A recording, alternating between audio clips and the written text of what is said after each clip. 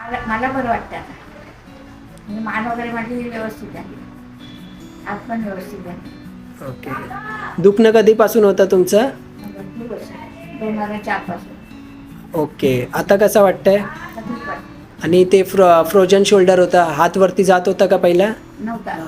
आता किती जातोय दाखवा. पूर्ण पूर्ण वरती जातोय. थोडा पण दुखणं आहे आता? नाही. फ्री वाटतंय? हो. आणि डॉक्टरनी काय सांगितलं होतं तुम्हाला? हाडाला मार लागला. आणि काय करायला सांगितलं त्याचा उपचार? ऑपरेशन. आता काय ऑपरेशन केलं आपण? काय असंच झालं क्लिअर? झाला. ओके, चला, धन्यवाद.